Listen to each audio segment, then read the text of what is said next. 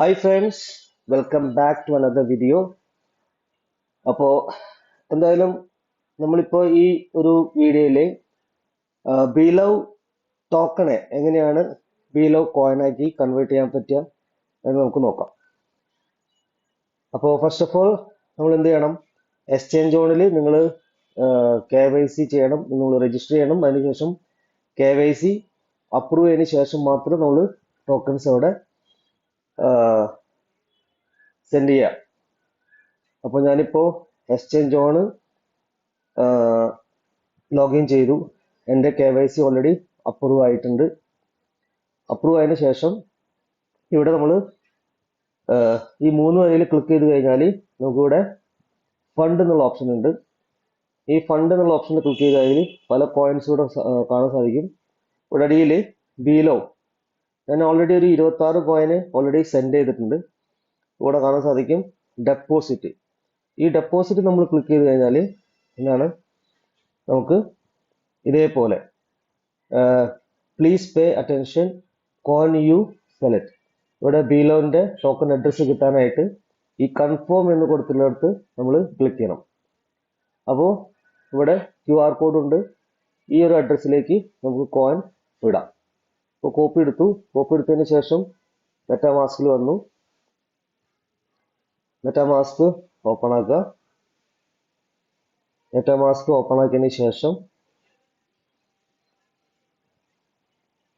ബിലവിന്റെ നമ്മൾ എവിടെയാണോ ബിലവിൽ ഇരിക്കുന്നത് ആ ഒരു അക്കൗണ്ട് സെലക്ട് ചെയ്യണം. ഓക്കെ, അതിനുശേഷം നമ്മൾ സെൻഡ് ചെയ്യുക. ബിലവിൽ പോയി സെൻഡ് കൊടുക്കുക. ആ ഒരു അഡ്രസ്സ് വീണ്ടും വെരിഫൈ ചെയ്യുക. 9CF നെക്സ്റ്റ് അടിക്കുക. എമൗണ്ട് ഞാനിപ്പോൾ 4 lakhs കോയിനാണ് സെൻഡ് ചെയ്യാൻ പോകുന്നത്. Okay, so 4 lakh coin send ചെയ്യാണ്. കൂടെ സെൻഡ് ചെയ്യുന്ന സമയത്ത് നമുക്ക് BFIC ഗ്യാസ് ഫീ ആയിട്ട് വേണം. അപ്പോൾ BFIC ഇല്ലെങ്കിൽ നമുക്ക് ഈ ട്രാൻസാക്ഷൻ നടക്കില്ല. ഓക്കെ, അപ്പോൾ അത് നമ്മൾ സെൻഡ് ചെയ്തു. സെൻഡ് ചെയ്തതിന് ശേഷം ഓക്കെ കംപ്ലീറ്റ് ട്രാൻസാക്ഷൻ കാണുന്നുണ്ട്. നമ്മൾ വീണ്ടും എവിടെ പോയി ഈ ഡെപ്പോസിറ്റ് അഡ്രസ്സിൻ്റെ അവിടെ ഈ സിങ്കർണൈസേഷൻ ഇവിടെ കാണിക്കുന്നുണ്ട്.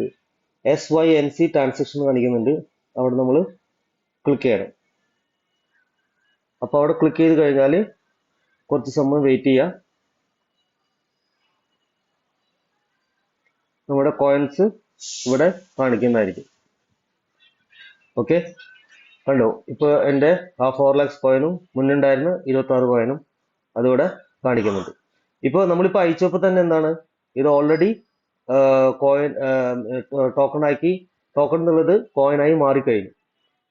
ഇനി ഇവിടെ നിന്ന് നമുക്ക് വിഡ്രോ ചെയ്യാം.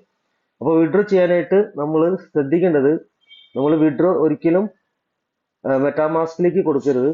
വിഡ്രോ നമ്മൾ ചെയ്യേണ്ടത് നമ്മുടെ ലവ് വാലറ്റിലേക്കാണ്. ഓക്കെ, അപ്പോൾ ലവ് വാലറ്റ് ഓപ്പൺ ആയി.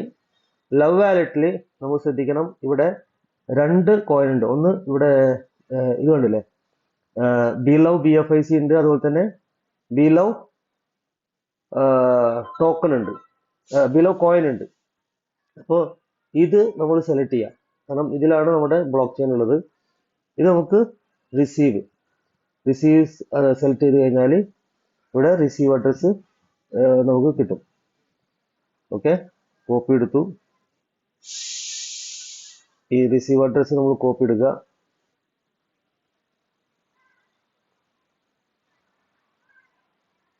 എന്നിട്ട് ഈ ഒരു അഡ്രസ്സിലേക്ക് നമുക്ക് ഇവിടെ നിന്ന് സെൻഡ് ചെയ്യാനായിട്ട് സാധിക്കും. ഇപ്പം ഞാനിപ്പോൾ സെൻഡ് ചെയ്യാനായിട്ട് ഉദ്ദേശിക്കുന്നില്ല. അപ്പോൾ ഇതാണ് സംഭവം. നമ്മൾ ശ്രദ്ധിക്കേണ്ടത്, ഇപ്പോൾ നിങ്ങൾ വിഡ്രോ ചെയ്ത് കഴിഞ്ഞാൽ ഈ ടോക്കൺസ് വിഡ്രോ ചെയ്ത് കഴിഞ്ഞാൽ നമ്മുടെ ഈ ലവ് വാലറ്റിൽ വരാനായിട്ട് ടൈം എടുക്കുന്നുണ്ട്. കാരണം കുറേയധികം ആളുകളുടെ ട്രാൻസാക്ഷൻ, അപ്പോൾ അത് ക്യൂവിലാണ് ഉണ്ടാവുക. ഓക്കെ, അപ്പോൾ നമ്മൾ വെയിറ്റ് ചെയ്യുക. എന്തായാലും കുറേ ആളുകൾക്ക് വാലറ്റിലേക്ക് കോയിൻ വന്നിട്ടുണ്ട്. അപ്പോൾ നിങ്ങൾക്കും കോയിൻ വരും. നമ്മൾ ശ്രദ്ധിക്കണം എന്നാണ്, നമുക്ക് ടോക്കൺ സെലക്ട് ചെയ്യാതെ കോയിൻ എന്നുള്ള അഡ്രസ്സിലേക്ക്, ഈ ഒരു അഡ്രസ്സിലേക്ക് നമ്മൾ എന്താ പറയുക, ടോക്കൺ വിഡ്രോ കോയിൻ ആക്കിയിട്ട് വിഡ്രോ ചെയ്യാനായിട്ട് ശ്രദ്ധിക്കുക. പിന്നെ നമ്മൾ ഗോട്ട് എന്ന് പറഞ്ഞിട്ടുള്ള പ്രോഗ്രാമിൽ ജോയിൻ ചെയ്യാൻ ഉദ്ദേശിക്കുന്നവർ എന്ത് ചെയ്യണം, അവർ ഇപ്പോൾ വിഡ്രോ ചെയ്യേണ്ട ആവശ്യമില്ല. അല്ലെങ്കിൽ നമുക്കിപ്പോൾ വിഡ്രോ ചെയ്യുന്ന സമയത്ത് നമുക്ക് 1% ഓട്ടോമാറ്റിക്കലി ബ്ലോക്ക് ചെയിനിൽ നിന്ന് ഗ്യാസ് ഫീ ആയിട്ട് 1% കട്ടാവും. അതുപോലെ തന്നെ ഇപ്പൊ നമ്മൾ ലവ് വാലറ്റിലേക്ക് കോയിൻ കൊണ്ടുവന്നു, അതിനുശേഷം പിന്നീട് ഇത് ലിസ്റ്റ് ചെയ്യുന്ന സമയത്ത് നമുക്ക് വേറൊരു എക്സ്ചേഞ്ചിൽ കൊണ്ടുപോയി സെൽ ചെയ്യുമ്പോഴും നമ്മുടെ 1% കോയിൻ വേണായി പോകും. മനസ്സിലായില്ലേ? അപ്പോ മൾട്ടിപ്പിൾ ടൈം നമ്മൾ ഈ കോയിൻസ് ട്രാൻസ്ഫർ ചെയ്യുമ്പോൾ അതിൻ്റെയൊക്കെ 1% വേണായി പോകും. അപ്പോൾ നിങ്ങൾ എങ്ങനെയാണ് ഉദ്ദേശിക്കുന്ന രീതിയിൽ നമ്മൾ ചെയ്യാം. അല്ലെങ്കിൽ എക്സ്ചേഞ്ച് ഓണിൽ തന്നെ നമ്മുടെ കോയിൻ വിൽക്കുക. അത് സെല് ചെയ്യുന്ന സമയത്ത് നമുക്ക് എക്സ്ചേഞ്ച് ഓണിൽ തന്നെ സെല് ചെയ്യാം. അല്ലെങ്കിൽ എക്സ്ചേഞ്ചിൽ നിന്ന് വേറെ എക്സ്ചേഞ്ചിലേക്ക് മാറ്റി അവിടെ നിന്ന് നമുക്ക് സെല് ചെയ്യാനായിട്ട് നോക്കാം. അല്ലെങ്കിൽ നമ്മുടെ ഗ്യാസ് ഫീ ആയിട്ട് കുറെ കോയിന് ബേണായി പോകും. അപ്പൊ ഇത്രയാണ്, വളരെ സിമ്പിൾ ആണ് ഇത് ചെയ്യേണ്ടത്. ഇങ്ങനെയാണ്. Okay, thank you for watching. ഈ ചാനൽ ഒന്ന് സബ്സ്ക്രൈബ് ചെയ്യാം. Okay, for more details. Thank you.